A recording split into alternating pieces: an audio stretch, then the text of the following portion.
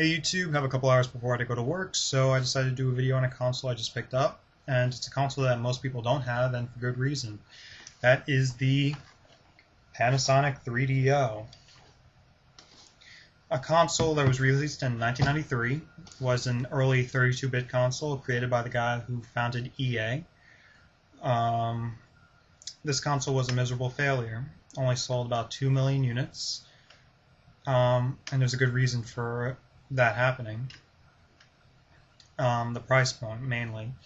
The console itself sold for $700, and if it was adjusted for inflation today, it would be $1,000.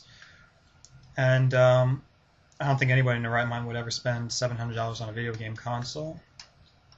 Even today, people were complaining about the price of the PS3 when it first came out, I think for $500. So $700 is a big stretch. This console had a lot of flaws besides its price point. Well, one of them being it was licensed to several companies. One being Panasonic, which made this model.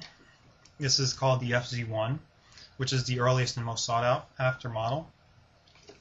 They later came out with the Panasonic FZ10, which was a cost-cutting model, which had a top loader.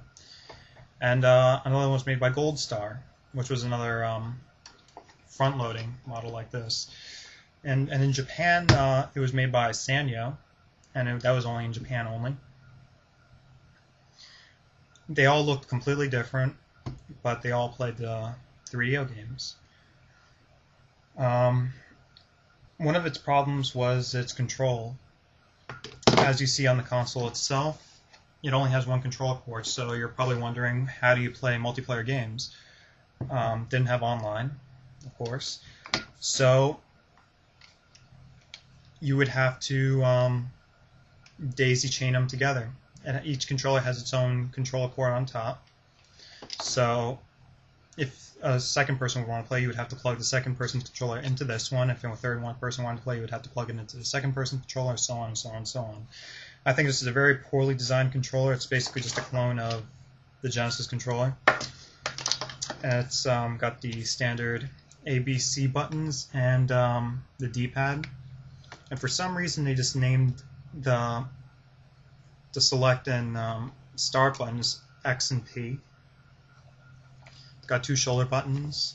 It's got an audio jack down here so you can listen to games with your headset, and a volume toggle. The console itself was a very ugly console in my opinion. It's like an ugly gray, bluish console. It had these ugly ridges on the side, just looked very dated in my opinion. Didn't age very well. It's got its on button, open, close up front, the one controller port, the disc tray. On the side, it's got an expansion port, and to the best of my knowledge, was not used.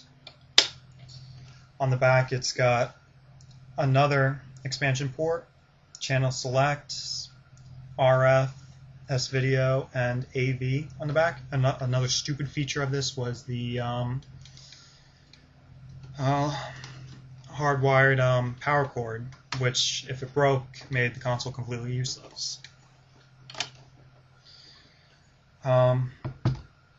Besides the controller and its just utter hideousness, this console had the most ridiculous load times I've ever seen on a console whatsoever, even to start up a game.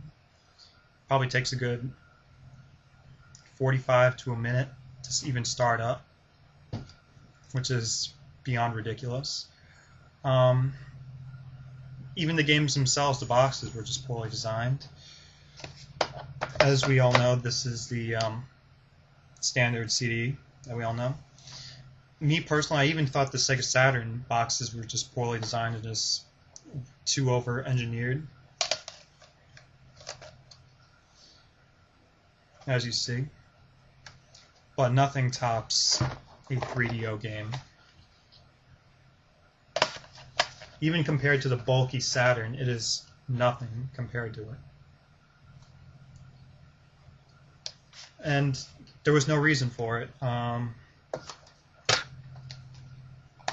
It came with this extremely gigantic manual, which is unnecessary. They could have easily cut this in half. And this box is just over-engineered. It's just one disc, and it has this spring-loaded top piece for some reason. Why? I don't know.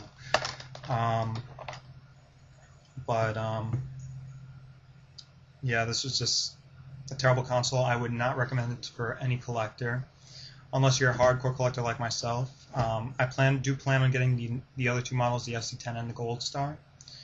But unless you really got the money to sink into it, I would not recommend it. It's just overall just terrible. So if you could, just avoid it.